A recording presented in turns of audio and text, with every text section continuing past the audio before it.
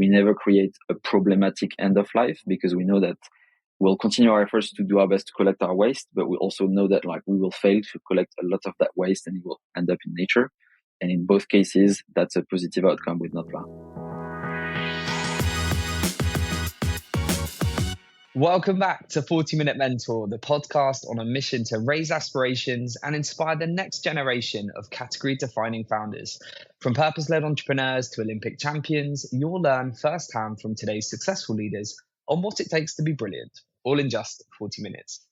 Today, I'm joined by Pierre Paslier, the co-founder and co-CEO of Notpla, the environmental sustainability leader on a mission to make packaging disappear. Pierre started his career as a packaging engineer for L'Oreal, where he saw firsthand the impact packaging can have on the environment. During this time, he spent his free time experimenting with 3D printing, which led him to co-found Gravity Sketch, a business creating 3D designs in virtual reality. His latest venture, Notpla, focuses on developing sustainable packaging, and today is partnered with Lucozade to replace single-use plastic cups and bottles at the London Marathon, and they've worked with JustEat to launch a food container coated with seaweed, a revolutionary move for the takeaway industry. Notpla also recently won Prince William's £1 million Earthshot prize, which is an incredible achievement, especially so early on in their journey. So I am super excited to have Pierre here on the show. Thank you so much for joining us. How are things, Pierre? Yeah, really good. The year is starting very well. Thanks. Amazing to hear. Well, can't wait to learn more about your story, but we're going to warm you up as we always do with some quick fire questions. So please, can you finish the following sentences after me? I grew up wanting to be... An inventor. An inventor. Okay, interesting. Where did that come from, that desire? I think I always enjoyed like playing with Legos and those construction games where you can really let your imagination go down any kind of rabbit hole and create new things. So I think that played a role, probably. A misconception people have about me is? I think I come across as quite kind of like calm and composed, but obviously like it's a roller coaster of a journey. So probably like the inside and the outside is a different story. I like it. Like a swan, calm and serene on the outside and frantically kicking underneath the surface. Yeah, that's very similar to me. The last time I cried was when? When I won the Earthshot prize. Now, that is a good reason. And I think it's safe to say I don't know if we'll ever have an Earthshot winner again on the podcast. So I can't wait to learn a bit more about that. If there was one thing I could change about entrepreneurship, it would be... Maybe just kind of like getting even more support. I think there's a lot of support nowadays. It's probably easier to do it now than in the past, but still like it can be a bit of a lonely uphill battle kind of like journey. So more support. 100%. I do think there are some amazing communities out there for founders, but we're all guilty of kind of struggling along sometimes without accessing some of those. And my biggest failure to date is... It's really hard to say, but I think that certainly there's been like some things we could have done a lot faster just because of misconceptions or thinking that we had some insights that then didn't turn out to be true. So I think that probably it's just keeping a very open mind to trying things that you think are not going to work because they might.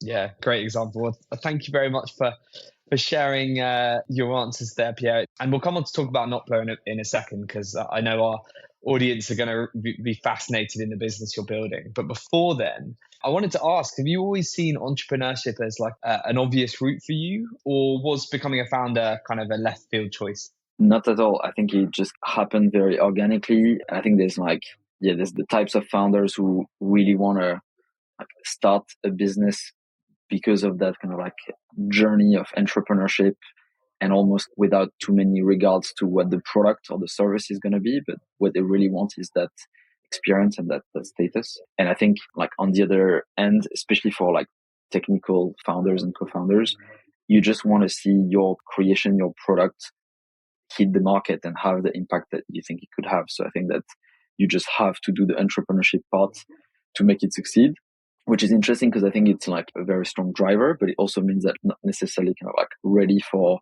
all of those challenges that like entrepreneurship kind of like throw at you. So I think both routes are really strong and have their weaknesses too.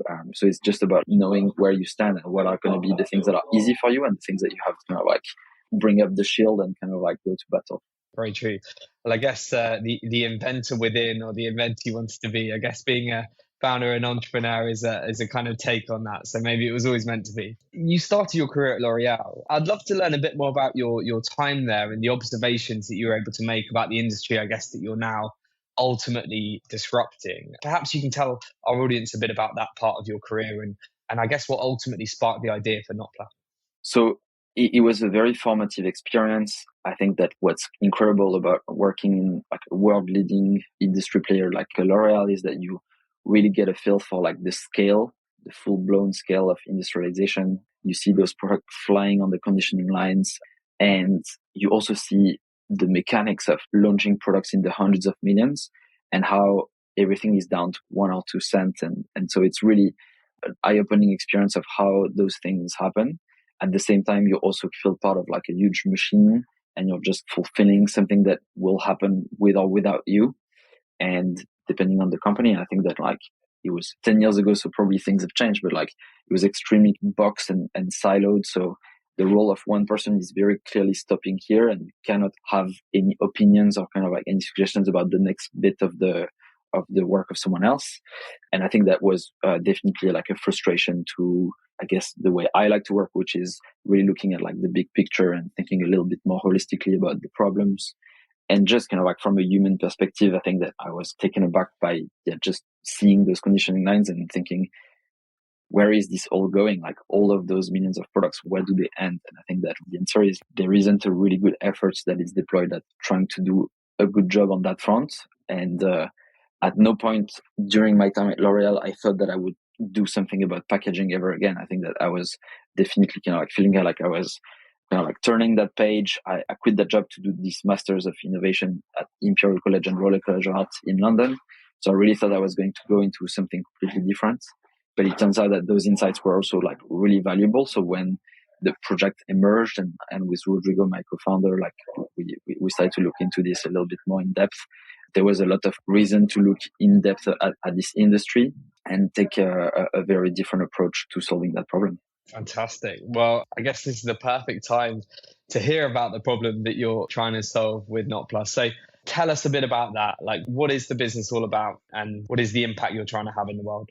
So the problem is plastic pollution, and in particular, plastics has many fantastic uses because it's a very performant material, but single use is really like the wrong way of using that material because it doesn't break down in nature. Nature is not used to something like plastic because it's only been around for a bit more than 100 years. So there's no way that nature has found a sustainable way of like doing with this kind of like material being filled in all sorts of ecosystems. What happens is that it fragments into microplastics, litters our oceans, finds its way into marine life, and disrupts a lot of like natural ecosystems. Plankton that is responsible for a huge amount of our kind of like oxygen on this planet and sequestering a lot of carbon, messes up with the whole food chain and eventually with our own health. And so we're really releasing insanely huge quantities of this material that is going to be a poison for thousands of years, and that's going to continue to accumulate. So again, like for medical industries, it saves lives every day. There's no question that we should use those materials where it really makes a difference. But for like a takeaway or grabbing a hydration on a race, something that's going to be used in a very short amount of time, that's kind of like a real issue. So on the other end, you've got nature. Nature has all the solutions. It's been running for billions of years without having any waste. So the idea of Notpla is really to use seaweed and plants as a way of like making sure that wherever our packaging might end up, nature already knows exactly what to do with it because it's been around for a billion years. So we create a range of different packaging solutions. We started with little bubbles that contain different kind of beverages, energy drinks for marathons or cocktails. We can even fill them with sauces or condiments for takeaway food, ketchup, mayo. So we've been kind of like starting with this particular product and then expanding to a range of other packaging solutions that tackle some of the other use of plastic. So the second product is a coating that we apply onto cardboard for making food boxes. When you get home delivered food or like grab a bite on the go, it might come in like a plastic or a cardboard box. but the cardboard box need a thin layer of plastic to hold the food because otherwise it just disintegrates in contact with the grease and the moisture. And in Europe alone, we use about 2 billion of those containers every year. So we really have a large consumption. So by using seaweed, you have something that is completely natural. If you lose track of that type of packaging, it's naturally biodegradable, not like the bioplastics that require industrial composting and separate kind of like sorting, but it's really biodegradable in nature in just a matter of weeks. And if you collect it and you have the right recycling facilities, you can also recycle it. So it's a very great end of life, regardless of what happens. And that's a bit the premise of Notpla, is that we never create a problematic end of life, because we know that we'll continue our efforts to do our best to collect our waste, but we also know that like we will fail to collect a lot of that waste and it will end up in nature. And in both cases, that's a positive outcome with Notpla. Incredible. I have such huge admiration for what you're doing, and it's so important given the climate crisis and I guess the many, many years of effectively polluting the environment. It's incredible to see your vision come to life and already have such a big impact. So I'm sure all our listeners will be getting on board with that and will want to learn more. I mentioned in the intro some of the incredible work you've done with the likes of Lucozade and JustEat. What are you most proud of so far, and why? Yeah, I think there's an element around our team. I guess like we've been really lucky to be able to raise some funding to really kind of like create a team that works on those very hard challenges, that is very multidisciplinary. So we have people working in chemistry, engineering, we have designers, we have business developers, we have a production team with all sorts of different backgrounds to really tackle all of those really complex problems. And I think that it's been hugely exciting and rewarding to have the chance to kind of like have a really good go at like creating this new kind of team that like can tackle a multi-pronged kind of like problem. In terms of maybe the external facing applications, I think seeing at scale some of our products being used now, like our takeaway boxes are available in 6 countries in Europe with JustEat, seeing them used for the final of the Women's Euro at Wembley, where the whole stadium was only using our packaging, was really exciting, because you know that when 50,000 people are going to use plastic coated boxes for eating their hot dogs and burgers and so on, that's a lot of waste all at once that happens, and being able to prevent that is great. But we're also conscious that like this is a drop in the ocean. We're still kind of like on the beginning of the journey. We have a lot of scaling up to do. We have a lot of convincing to do. So we can't like look back and feel too proud of what we've done so far, because we haven't kind of like really put a dent in the plastic kind of like consumption yet. Wow, it's amazing. I mean, I can't imagine how proud you must have been to see what you've created at such scale and in such important moments. And you also had the incredible honor of being very worthy winners of the Earthshot Award, which, for anyone who hasn't heard it, do you mind telling our listeners a bit about what it entails, what's it for, and what the recognition means to you? Because, I think very few people ever get to win something like that.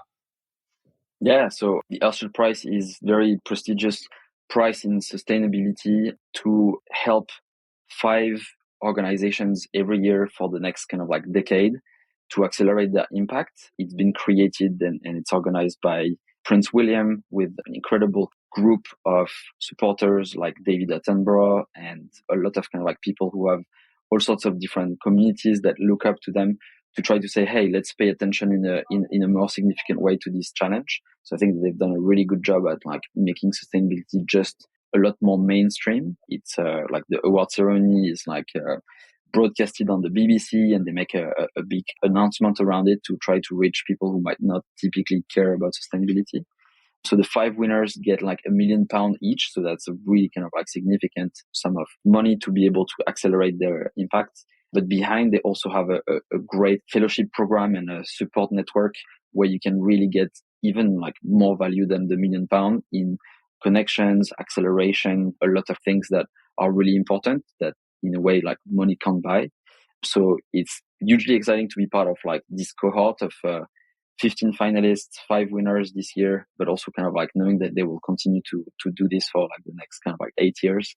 And for us, it's a huge honor because there are so many different categories, so many crises out there where there's like brilliant organizations doing something about it. It really is unreal that like we would be picked as one of the examples of people doing something at that level. We always have a bit of like imposter syndrome that like there's so many other great companies and organizations and NGOs that should be picked. But at the same time, we are really excited to try to leverage as well like that inspiration we can give to other sustainability entrepreneurs to try to say it's all possible, it can happen. In a few years you can get some products on the market, some traction, some innovation going.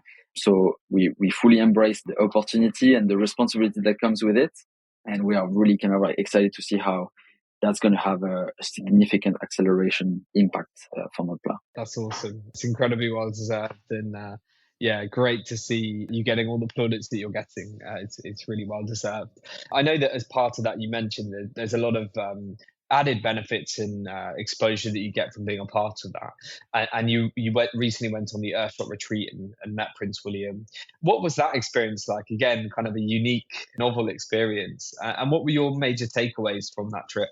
Yeah, so we spent last week in Windsor with the 15 finalists from last year. And first of all, like just kind of like spending a whole week away from the office with those inspiring change makers has been really, really great. Forming a bit of a cohort, all those kind of like friendships, people that are going to continue to go on and like do these incredible things, and being able to be part of that group is something that like is really great. And I think that the Earthshot Prize has done very well. The whole retreat was organized by IDEO, so also very inspirational in terms of the content, incredible speakers, founders, people working in NGOs, investors, policymakers, activists. It was just like an incredible level of content that was given to us. And I think obviously the time we spent with the prince was really great as well. The fact that he knows very well what we're doing and the challenges that we have, and that this is on his mind, and like next time he's meeting Joe Biden, he might kind of like say, hey, by the way, what are you doing about this or that? That's like a really great opportunity. He really wants to help. He's obviously like not running the day to day, but like he's also created an incredible team. And so the Earthshot Prize team, which is a big team, I think there are like over 50 people, is like really incredible, like trying to leverage every opportunity for the finalists and the winners. And I think the takeaway is like it's forced us to think big about what we can ask, because I think the lean mentality of startups being kind of like expected to create every opportunity on your own has forced us to maybe think a little bit smaller about what we can ask. But I think now we are like, okay, we can just go big. Yeah, exactly. They say to the finalists, your dreams are our dreams now. So they really kind of like want to be the backing team to make sure that things happen. Yeah, I think that's great. And I think a healthy bit of pressure on companies and organizations and leaders is no bad thing when it comes to systemic change that needs to happen. And I think hopefully the impact of the likes of Prince William being involved and the press that you've got, you hope you can leverage that to really good effect to ask for things you maybe wouldn't have done before. Because I think anyone listening to this will see that this is so good for the world. So I think everybody should be backing you fully. I really hope you're enjoying today's episode so far. But before we continue hearing from today's mentor, I wanted to take a minute to give a shout out to our series sponsors, Alchemist. Alchemist is an industry-leading learning and development company using immersive and interactive experiences to help increase employee engagement, levels of happiness, and achievement across your teams and overall productivity. Alchemist presents L&D departments with an opportunity to innovate and be bold in their approaches to blended learning. If you love the sound of this as much as we do here at JBM, then head over to thisisalchemist.com/40-minute mentor to learn more. And now back to our 40-minute mentor. You've obviously had a lot of increased media exposure and attention over the last few months. How have you dealt with that? You seem like a very humble, down-to-earth guy. So I'd love to hear your thoughts on what is probably quite a unique experience, but also maybe some advice that any other founders that maybe suddenly thrust into the spotlight, perhaps they've raised a huge round or they've won a big award like this. Any advice from your experience in dealing with that extra pressure? I think it's a mix of different things. I think throughout the years of the startup experience, you come to realize how it's like really a roller coaster. You've got the highs, you've got the lows. So I think that just adds some highs, but it doesn't remove the lows of like the day to day. So I think that it's it's a moment where you need to kind of like be extra conscious of where things are at. I think that like we're very kind of like conscious that while we are getting some really incredible milestones in our technology development and commercial onboarding and industrialization, there's still some real things that are not de-risked. There's still some things that are requiring some breakthroughs. If we want to have like the scale of removing a significant amount of plastic, still a lot of things that we need to kind of like get right. And right now, it's trial after trial. Things are tested, but they might not work, and you've got to go back and keep that kind of like attitude of continuing to test and continue to push. So I think that it's important to keep that humble attitude, because while the question might not be asked on the media of how's the day to day, like you still have to kind of like go to those meetings where you realize that the gap is still there and you need to bridge it. I think it's really exciting because you also get a chance to make that bridging easier, because you're getting more talents who might hear about what you do, more companies that want to join you on this journey. So you have the feeling that you can really accelerate the route to impact by having all of these media opportunities. So try to really kind of like leverage that to the maximum. And I think one thing that was good to hear as well, last week on the retreat, they were saying like, make sure you keep some of the fun in the job. So like, I do find that part quite interesting and kind of like, definitely not like your everyday kind of like opportunity. So you've got to like pause for a moment and also enjoy some of those opportunities, because it's just very unreal. So a mix of these things. Oh, absolutely. No, that's great advice. That's really great advice. And you should enjoy the ride. I think too often as founders, and I've been very guilty of this myself over the last 10 years, of being so in the detail and so focused on the next challenge that you don't take some time to celebrate the wins and take a step back and appreciate the journey that you've been on. I think that's something that we could all do with the taking a bit of time to enjoy the fruits of your labor. I guess you've raised a significant amount of money, which is amazing to see. You've then invested in your team quite considerably. You mentioned that you've got an incredible cross-functional team of real specialists. I'd love just to hear your thoughts on the culture you've created at Notpla. What makes it a special place to work for anybody that might be listening to this that might want to join the team at some point in the future? Yeah, I think it's really been a completely kind of like organic experience of creating that culture around what was, I guess, in our hearts as the founders. Mostly, we want to surround ourselves with people who go well along together, because even if like you're the top expert in the world, if you can't get well along with the person next to you on your own, you're not going to accomplish anything. So I think we've done a really good job at creating culture where we have like people that might disagree, but they still kind of like are incredibly close, and so many people kind of like are friends outside of work and spend a lot of time together, because I think we've just found people who click well. I think the fact that like the purpose is at the heart of like what we do, and our products are really very specifically working on such a big kind of like problem, it attracts people that are naturally kind of like drawn to this, which has been really helpful. I think that by the virtue of growing the company from scratch, we've given a lot of responsibilities and opportunities for young people who've joined either like straight out of uni with very few kind of like years of experience. So we have a very young team that like is not afraid of doing things unconventionally, and that has a lot of energy and enthusiasm for trying things that are not the normal way of doing things, which has a lot of advantages. I think we've also realized that we need to keep on having the diversity of like mindset and of experiences. So now we're trying to round that as well with some really seasoned experts and people who can kind of like guide us and try to avoid doing some of those loops that take a lot of time. So I think that, like I would say the big piece of culture that we've created is around this sense of kind of like pioneering things and doing this with people who go well along together with a strong shared sense of purpose. Love that. Yeah, it sounds like an amazing place to work. You can already hear from some of the traits and expertise that you look for in candidates. I'm sure you won't struggle to attract great talent. For any mission driven startup, I guess you need to be aligned to the purpose and have a real passion for it, particularly in the early days. And I know this firsthand from what I look for in JBMers. How do you keep the team focused on the overarching objective of reducing plastic and packaging when it's such a big task? And I guess lots of distractions, lots of challenges come up along the way. Like, how do you keep them focused? And how do you overcome the pitfalls of startup life?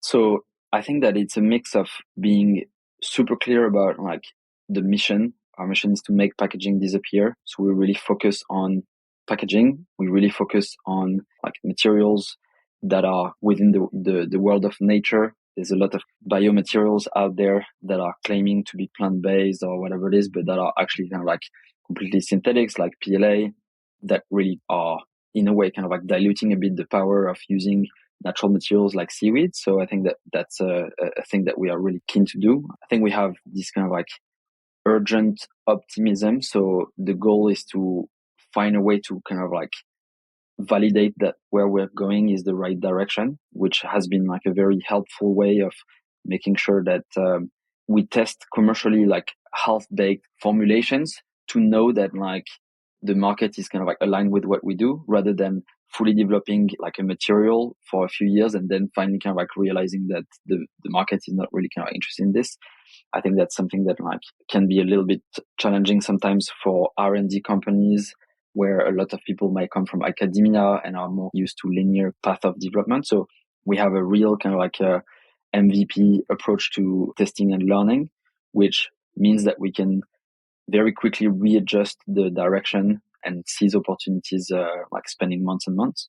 I think we've managed to create a level of support from our investors on this approach of creating a platform which is going to be multi-product, so that we have not just like a one-trick pony, but we're really developing the Tetra Pak of sustainability, the company that's going to have that catalog of solutions for brands to switch away from plastic, which means that we are allowed to really go and like test and develop those different products with little squads that are dedicated to this product, that almost kind of like run as mini startups. And so I think that that's a model that works really well for us in making sure that we have like this lean, quick approach to solving multiple problems. And then there's like cross-pollination and cross-learnings between the different products. And at the end of the day, instead of like having developed just one, we've got like a range. That being said, it comes with like a level of focus and the right level of resourcing and the kind of guiding principles that need to be clarified so that we know what's our way of playing that game. One of the things we're working on at the moment is a playbook so that we can learn from those past developments and see how we can go faster, how we can be more like in tune with the level of resources needed by a product to actually reach its objectives and then jump to the next phase. So I think that in a way, it's been a really great experience to develop a bit that Notpla way of developing materials that we can reapply ourselves to the next example of product that we're trying to develop. Love that. It's kind of increases the scale and impact, I think, as well by taking that approach. That's amazing to hear.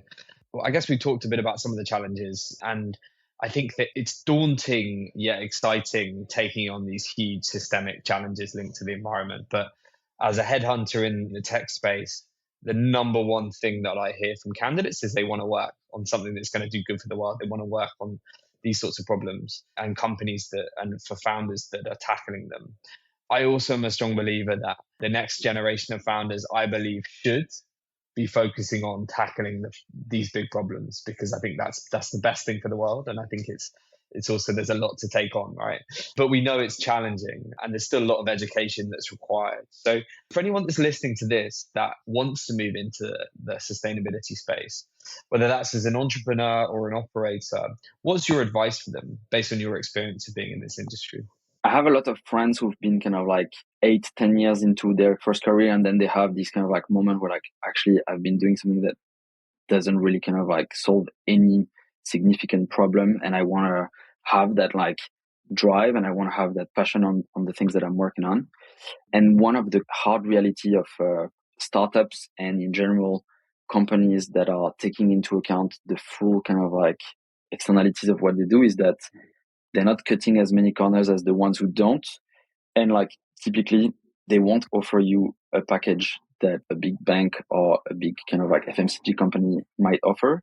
And I think that's for me one of the things that I find the most kind of like frustrating for them is that they're kind of like preventing themselves from actually working on something that would be so motivated and they would really love, because they are trying to hit all of the boxes and usually like not being willing to compromise on your salary expectations or the level of remuneration that like the bank was paying you or the kind of like big group was paying you, is preventing them from doing something that they would really love. And I think that that's something that is really sad, that like those companies that by not paying for the externalities of their activities are able to price out those very bright people from a very exciting set of challenges is just kind of like a big frustration of just the way the system works. And I get it, like you dimension your life around a certain kind of like set of principles. But for me, that's one of the things that I think is still kind of like preventing some people from doing something they really would love. That being said, like I think that also the space is really not far behind. I think that we are well funded. There's lots of really great acceleration that is happening on that market. But yeah, I would say that what do you prioritize? Like prioritize your usefulness towards solving a big problem, and like how much you love to work on the mission that you're on is maybe more important than getting an extra on whatever your package was. Yeah, I totally agree. Before we get to the end, Pierre, and I've really enjoyed our conversation. Sadly, not too long left, but I wanted to just ask your thoughts on, for any founders, any businesses listening that kind of have the right intentions, but maybe don't know where to start. What advice do you have in terms of what we can do to drive the sustainability movement forward, but also particularly when it comes to packaging? What can we do in businesses to act a bit more sustainably and have a bigger impact to help your mission of reducing packaging in the world? Yeah, I mean, there's lots of ways. I think what's really exciting is that now there's a huge amount of listening from the brands, from consumers who are unhappy with what is on offer. So if you feel like the products you love aren't kind of like coming out of the packaging that you would like to see in the shop, tweet at them, send them an email, just tag them on a post saying like, this is really unbelievable that in 2023 you haven't moved away from this or that, because the amount of unrest this creates in those companies is significant. And that's what seeds change for them to be like, okay, let's have a look at what is coming up. What are the innovators? Let's have a chat with the people who are trying to change this. And without that level of feedback, they won't change as fast. Same like right now, we're very active in food service, restaurants, home delivered meals, stadiums, all of these places where you get served things on whatever packaging is procured by probably like a old white male who's been in this job for like 40 years, who doesn't really prioritize what the material is compared to how much he's kind of like trying to save year on year. So unless he hears that like this is not the offering you want to see in that restaurant, and tag us on your next review of your next kind of like JustEat or Deliveroo or Uber Eats review or whatever it is. But I think giving those people that direct feedback is very helpful, because at the end of the day, every time we buy something, we get to kind of like vote for the future we want to see more of.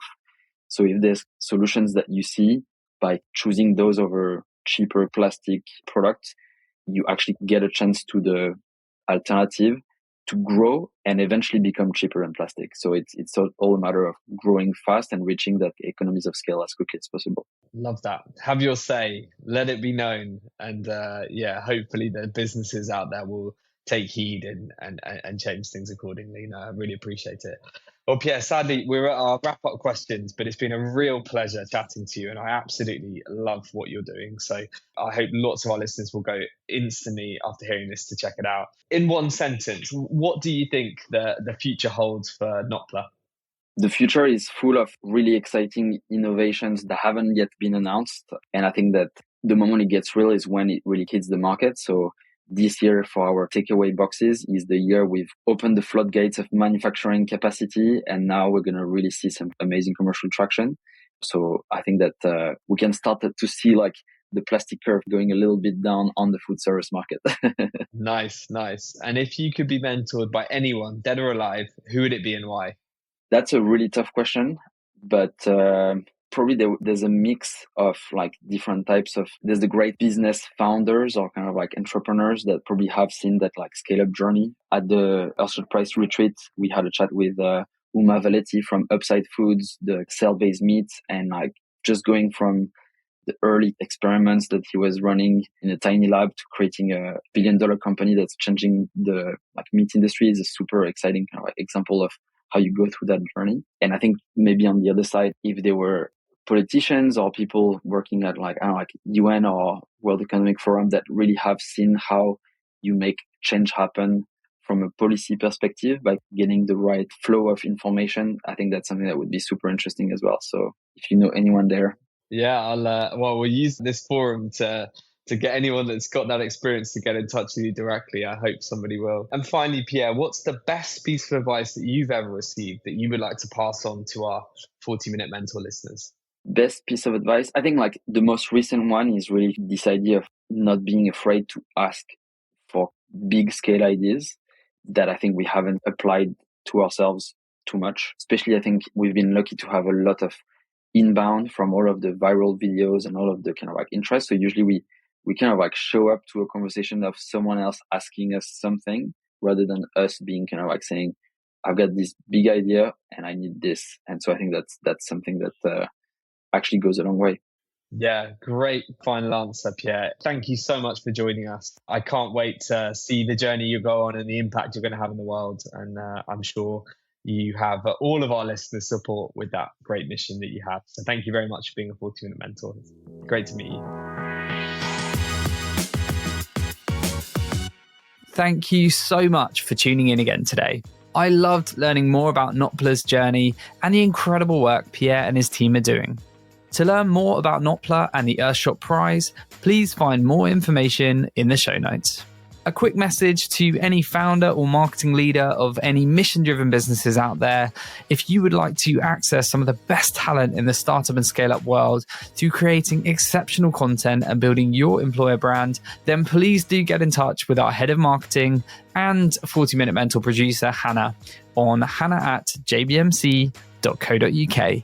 She hopes to hear from you soon. That's all from us today. I am really looking forward to seeing you again next week for some more pocket-sized mentorship. See you then.